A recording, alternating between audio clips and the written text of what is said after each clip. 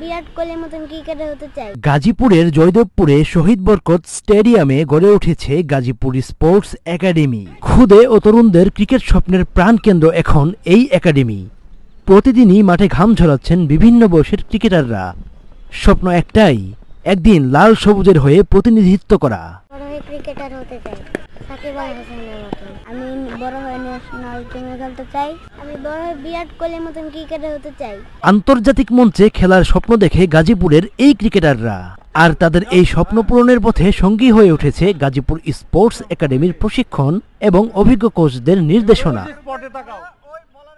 আমার একাডেমির মূল লক্ষ্য হচ্ছে প্লেয়ার সাপ্লাই দেওয়া এবং এজ লেভেল ন্যাশনাল টিমে খেলানোর জন্য চেষ্টা করা এবং সর্বোপরি যাতে জাতীয় দলে খেলতে পারে সেই লক্ষ্য আমার। এই বছরই দুইটা মেয়ে খেলেছে আমাদের ডিভিশনে, নড়াইল এক্সপ্রেসে। দুইজনই খুব ভালো করেছে এবং একজন হাইস্ট উইকেট টেকার, একজন সেকেন্ড হাইস্ট উইকেট টেকার।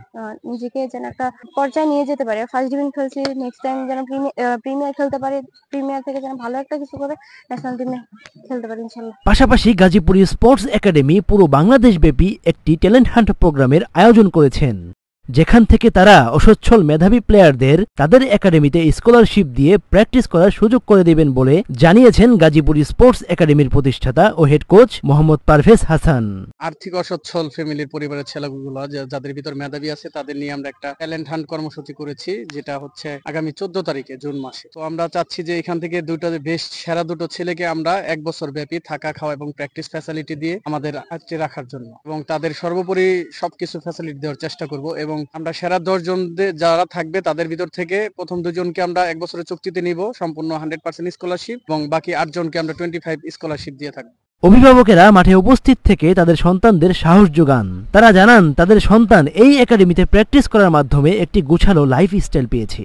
সময়টা কভার করা শিখে গেছে।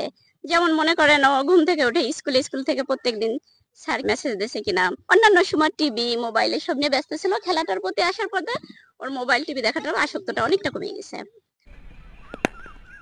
গাজীপুর জেলা স্টেডিয়ামের এই স্পোর্টস একাডেমি থেকেই তৈরি হচ্ছে আগামী দিনের ক্রিকেটার। সময়, পরিশ্রম এবং সঠিক দিক নির্দেশনা পেলে এখান থেকেই তৈরি হতে পারে আগামী দিনের তারকা। রাকিব আল হাসান, নিউজ 9, গাজীপুর।